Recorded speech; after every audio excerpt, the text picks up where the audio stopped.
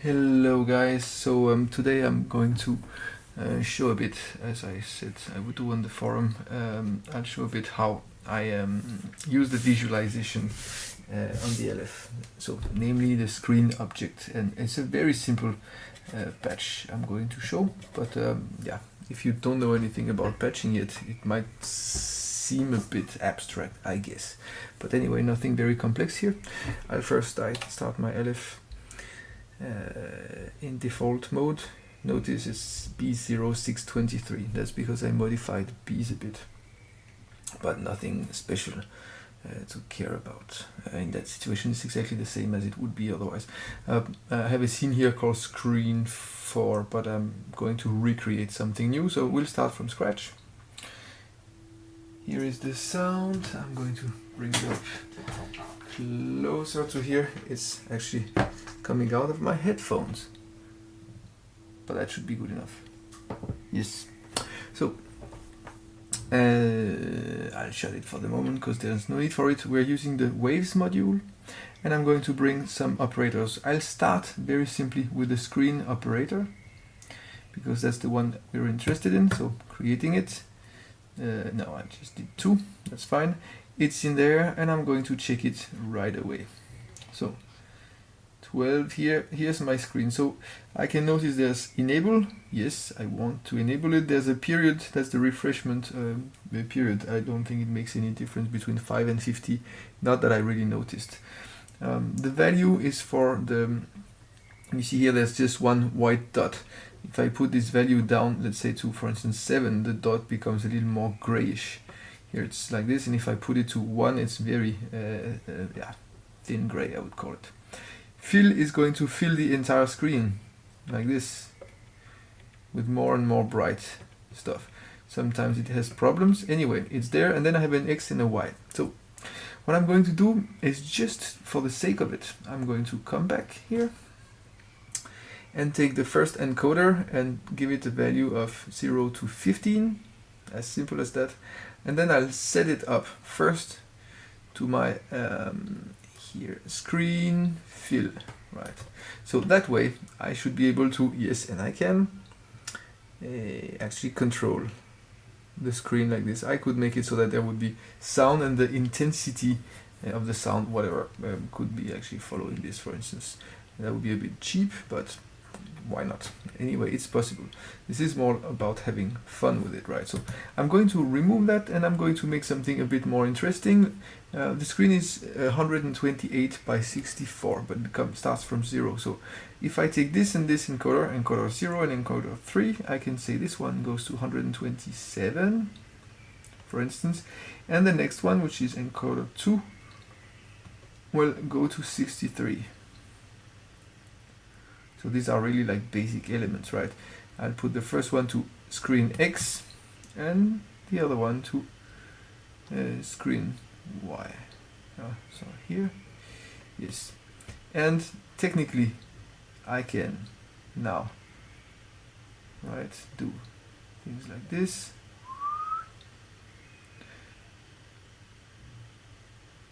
Wow, I've been drawing something amazing. Now the problem is,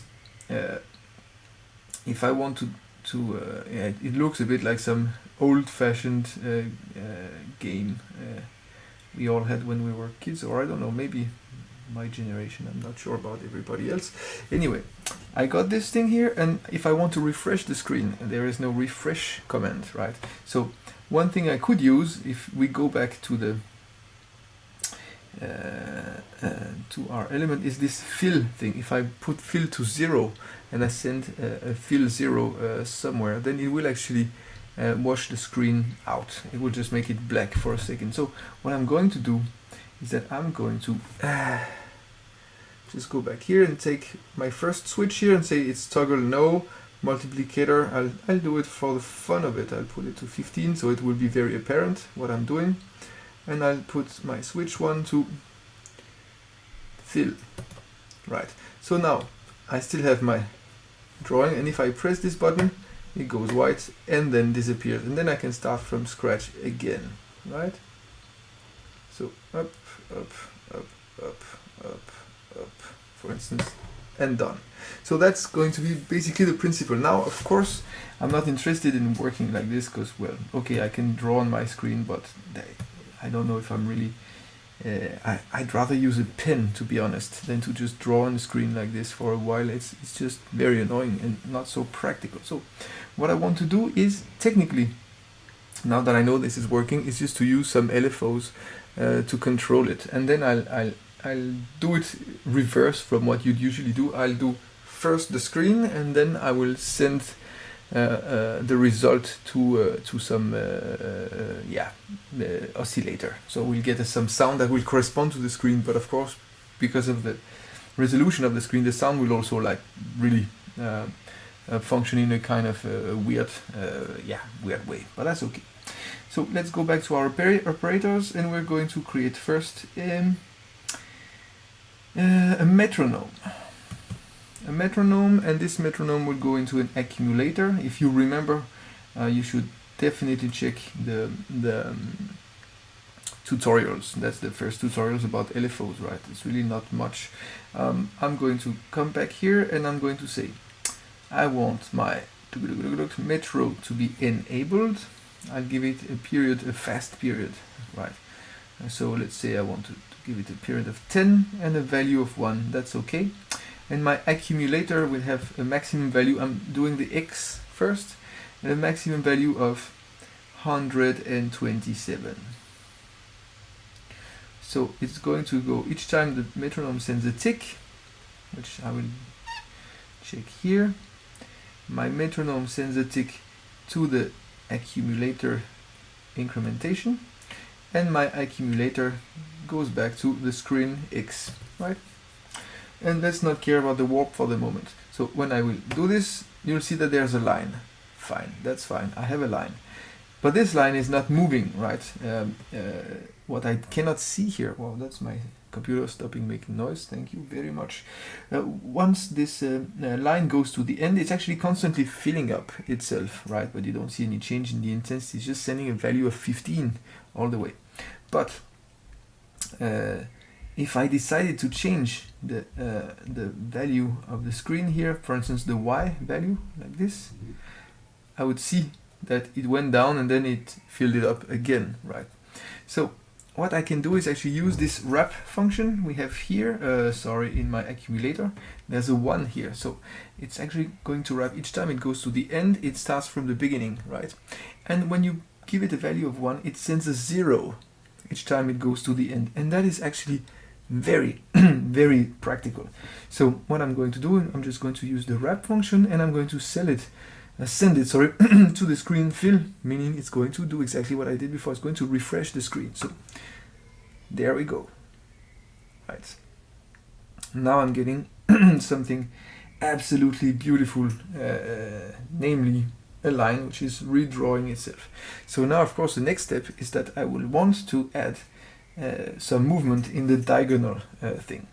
Remember, this is 0 and this is 63, like it's going from 0 to 127, but 0 to 63. So if I make an accumulator, things will first start to go down. And if I transpose it into sound, it would actually go up, right, from 0 to 63. So I won't care for the moment. You can definitely do minus 64 and multiply by -1, and then you'll get a reverse thing visually that will give you the right values for your sound. But here I don't really care. For the purpose of it, I'll just let go and do it as simple as possible. So I'm going to create another metronome.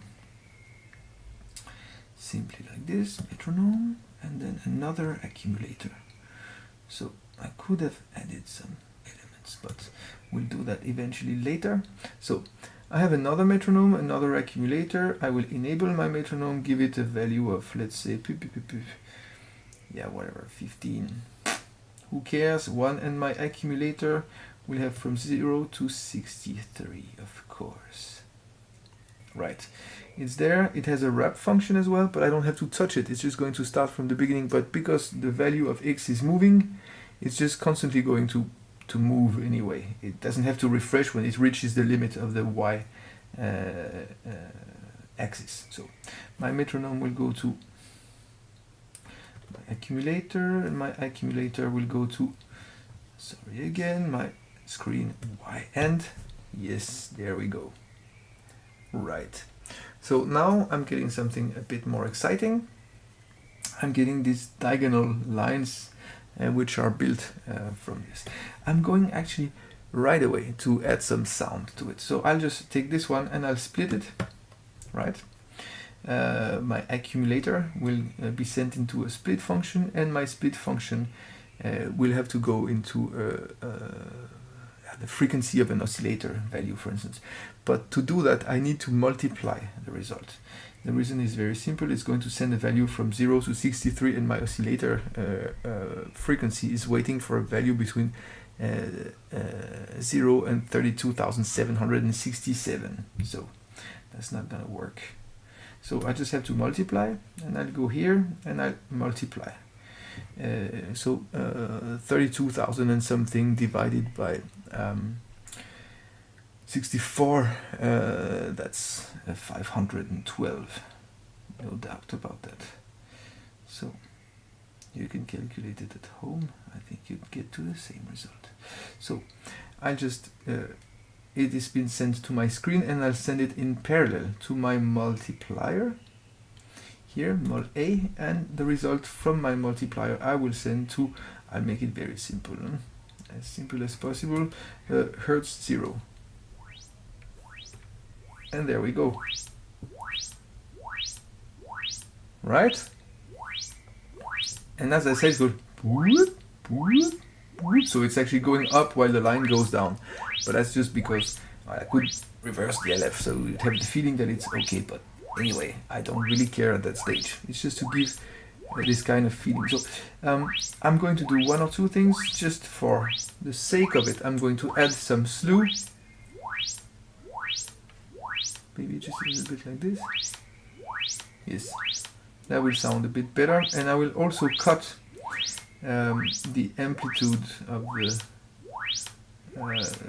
second oscillator, so we only hear this one.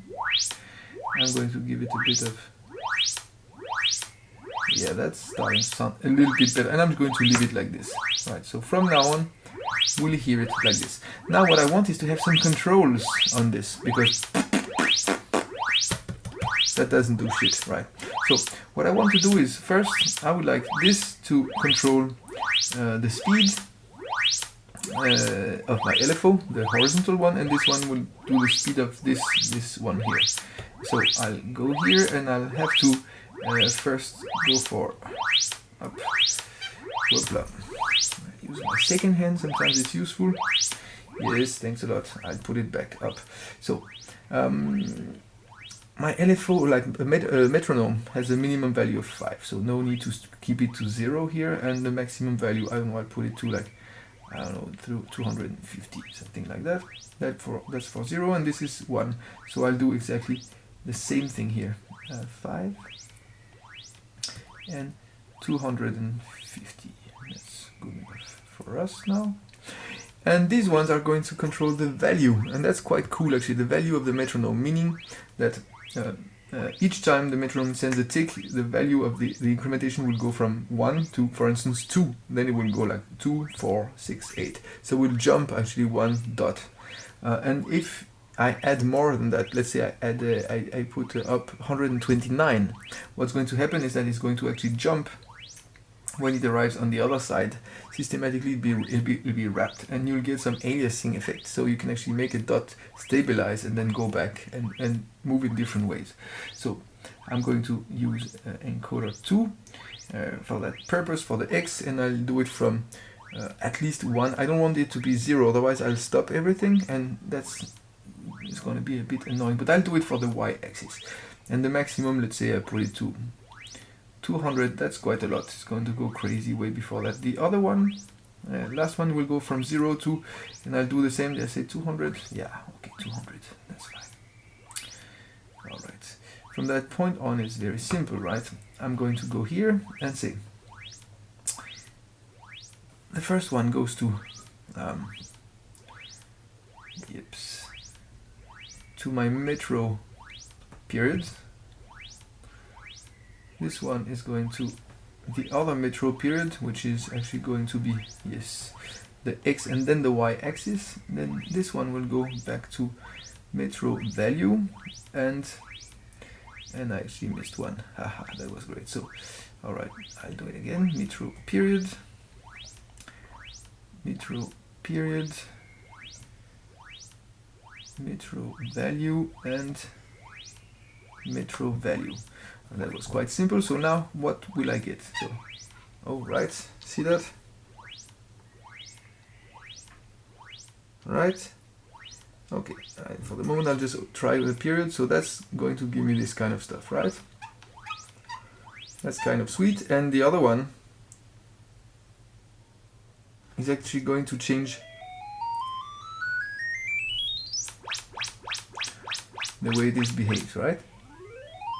You can hear all the steps, which is why, actually that's precisely why I was touching a bit before the slew here.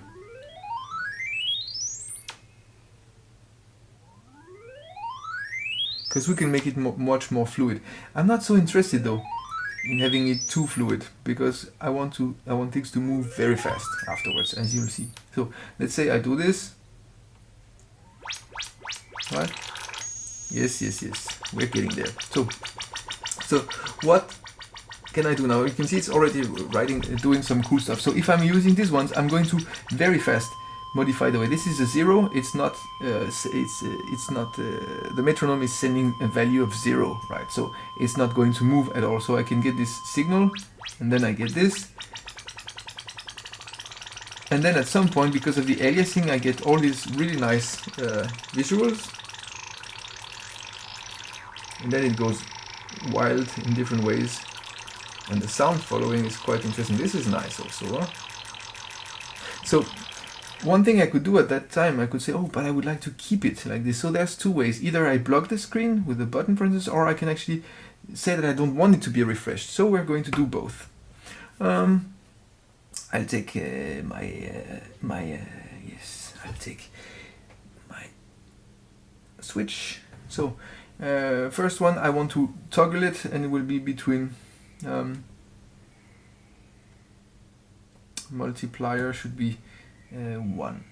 Yes. And then this will technically just stop it. And the second one, I'll toggle it as well. That's switch number 2, and I'll give it a value of 2. Actually, I'm going to take care of the first one only. I think that'll be enough for now. So what I'm going to do is that I'm going to use this one to make sure that the screen doesn't get refreshed, right? So I'm going to use the preset system. That's actually the simplest way that I could find. So if I want to do that, I have to go first to the presets, and I will take preset 0, and that's the way I do it, because I'm never exactly sure of what's recalled and what's not. So I'll recall it first, my preset, although there's nothing in it. I'll go in there and I'll go check the moment when my first accumulator wrap went into this screen fill. So I'll include this in my preset, and then I save it, store. That's preset 0, right?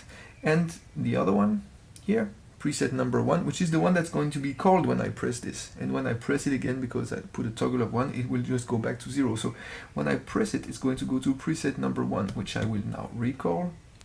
And here I'm going to remove it and include it.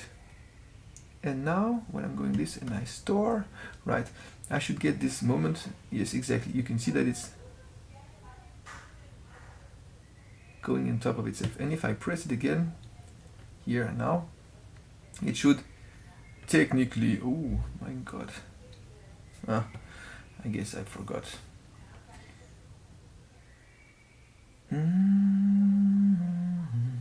Toggle 1. Oh, come on.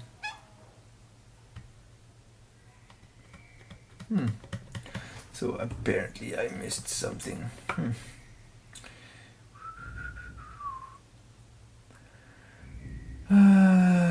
Oh yes, of course, I know what I missed. That's a very stupid thing. I forgot to actually send it, my switch. So it has to be sent. Oh, actually, no, I don't need it. Yes, it has to be sent to the presets, of course. Stupid me. So Yes, now it's sending to the preset, so I can actually stop it and bring it back. Come on, yes, like this, stop and back. So here, if I do this one, for instance, like this, and I can put the sound again. Now this is loaded. Now if I change anything in there, it will just add to my beautiful scenery. And then when I'm tired of it, I just press and I start again, right?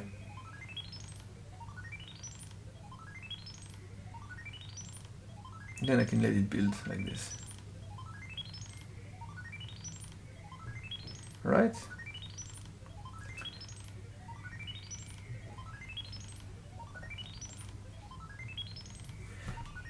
And again, I will remove it. So here also, as I was describing, I have this aliasing thing. Now it's like a vertical thing going like this, and then I can basically make it go to the left, make it go to the right, go very slow like this, and I can modify the way it works here. Yeah. Right? And you can always hear the sound of it. Now if I did this, that's what I would see. That's the trace, and the tray left by this one. It's just going to go bigger. I could also make it go the opposite way systematically when I press a button. That wouldn't be so difficult.